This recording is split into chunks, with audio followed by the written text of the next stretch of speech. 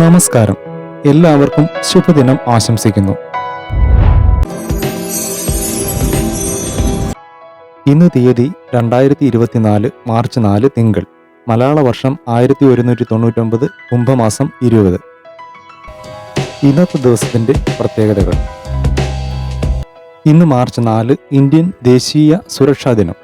സുരക്ഷിതമായി പ്രവർത്തിക്കാനുള്ള അവബോധവും പ്രതിബദ്ധതയും സൃഷ്ടിക്കുക എന്ന ലക്ഷ്യത്തോടെ എല്ലാ വർഷവും മാർച്ച് 4 ഇന്ത്യയിൽ ദേശീയ സുരക്ഷാ ദിനം ആചരിക്കുന്നു. കൂടാതെ ഇന്ന് ലോക പൊണ്ണത്തടി ദിനം.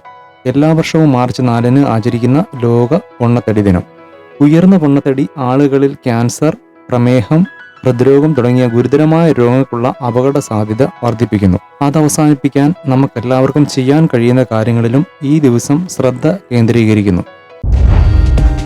പ്രധാനപ്പെട്ട വാർത്തകൾ.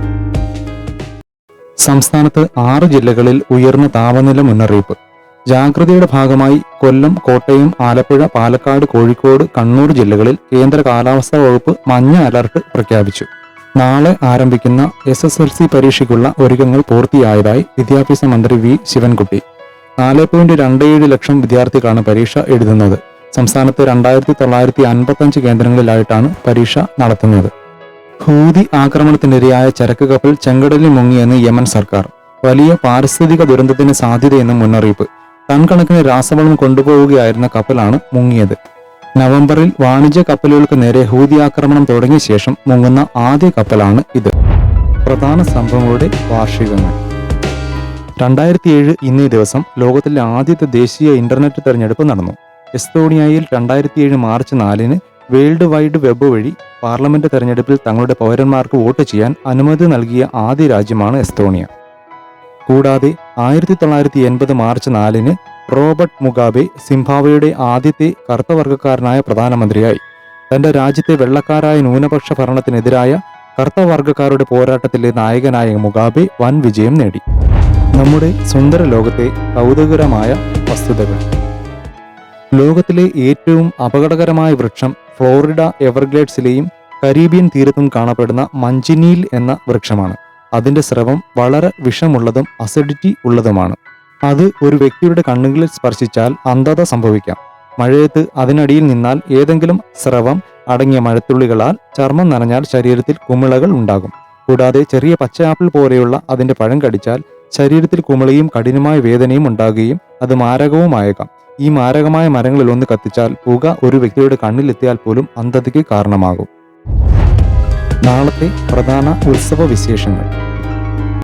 നാളെ 5/3/2024 ആറ്റിങ്ങൽ കരിച്ചിയിൽ മുടിപ്പുര ദേവീക്ഷേത്രം കൊടിയേറ്റ്. ആനാട് പാറക്കൽ മണ്ഡപം ദേവീക്ഷേത്രം കുത്തിവട്ടത്തൂക്കം. മഞ്ചേരി അരുകിഴായ മഹാദേവ ക്ഷേത്രം കൊടിയേറ്റ്. വൈലീരിക്കാവ് വേല. നാളെ ജന്മദിനം ആഘോഷിക്കുന്ന പ്രമുഖർ. 5/3/2024 നാളെ ജന്മദിനം ആഘോഷിക്കുന്ന പ്രമുഖർ. 1961 ജനിച്ച ചലച്ചിത്ര നടനും കൊല്ലം MLAയുമായ മുകേഷിന്റെ ജന്മദിനം. പ്രശസ്ത ചലച്ചിത്രകാരൻ നാസറിന്റെ ജന്മദിനം. ജനിച്ചത് 1958.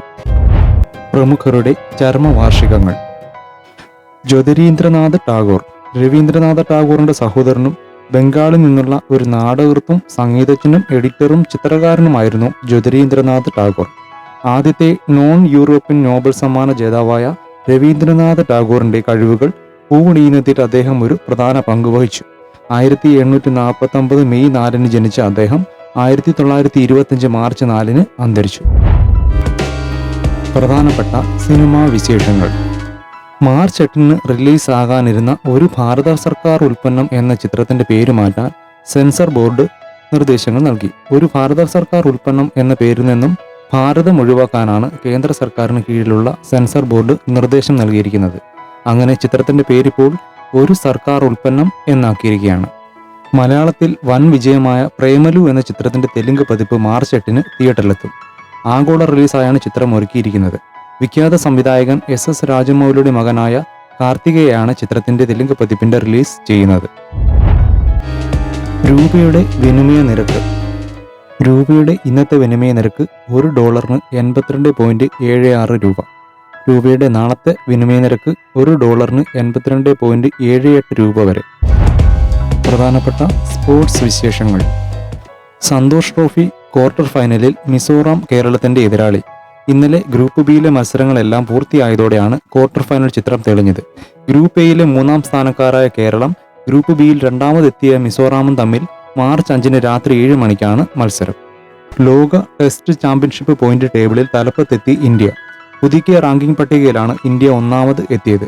പട്ടികയിൽ ഒന്നാമത് ഉണ്ടായിരുന്ന ന്യൂസിലൻഡ് ഇന്ന് വെല്ലിംഗ്ടൺ ടെസ്റ്റിൽ ഓസ്ട്രേലിയയോട് പരാജയപ്പെട്ടതോടെ റാങ്കിങ്ങിൽ തിരിച്ചടി നേരിട്ടു. ഇന്ത്യ 1-ാം സ്ഥാനത്തേക്ക് തിരിച്ചെത്തുകയും ചെയ്തു. കേരളത്തിലെ കാലാവസ്ഥ വിവരങ്ങൾ. ഇന്ന് സൂര്യോദയം 6:36, അസ്തമയം 6:35. ഇന്നത്തെ കൂടിയ ചൂട് 36°C, കുറഞ്ഞ ചൂട് 25°C, ഹ്യൂമിഡിറ്റി 65%.